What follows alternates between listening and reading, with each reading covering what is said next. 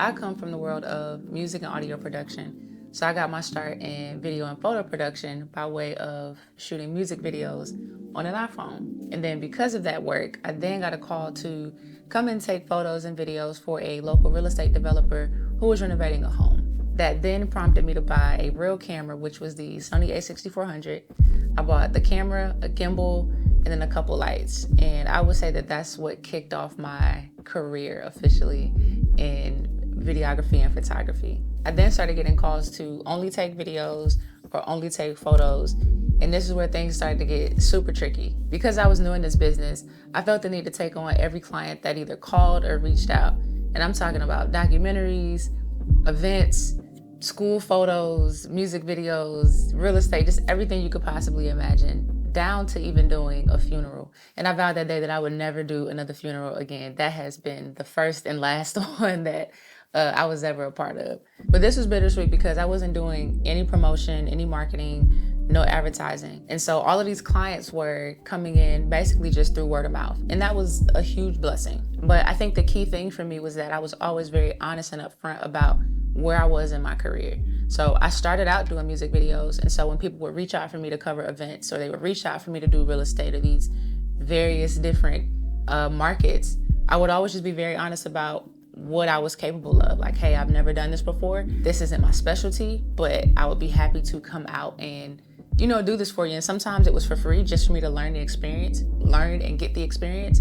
And then sometimes if it was something I was fairly familiar with or that I felt like kind of crossed over with something I was already doing, I would say, hey, like, this is my first time doing this, but if you're comfortable with it, I can charge you a discounted rate. So once we would be on the same page and they would agree for me to come out, I'd spend every single day leading up to that filming day or that shoot day, learning everything I possibly could about posing, or if it was for events, like the best way to take photos at that particular kind of event, the best way to capture video at that particular kind of event. I would just spend every waking moment leading up to that event studying and learning how to do that thing. So it always worked out for the both of us. They got what they were looking for.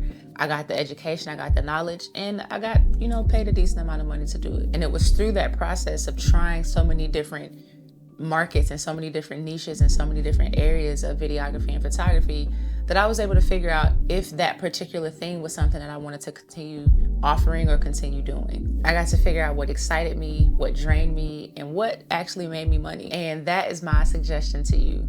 Try it all. You really won't know what you like, what you dislike, until you get out there and just shoot a little bit of everything. The goal is to just take on as many different projects and as many different areas as you can so that you can figure out as quick as you possibly can what it is that you do like and what it is that you don't like, and get past that. It's basically the concept of failing fast. If you do it, figure out you don't like it, okay, cool, you try something else, figure out you don't like it. It's like, no, I actually do like this thing, I don't like that thing.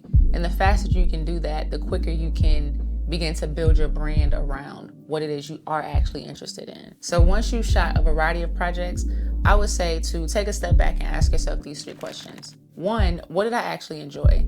Did I love the creative freedom of music videos, the structured nature of real estate, or the emotional storytelling in weddings? Or 2, what am I naturally good at? Maybe you have a knack for directing people on camera, or maybe you're great at capturing candid moments without being intrusive. Or 3, what pays well and has consistent demand? Some niches might be fun, but they don't pay the bills.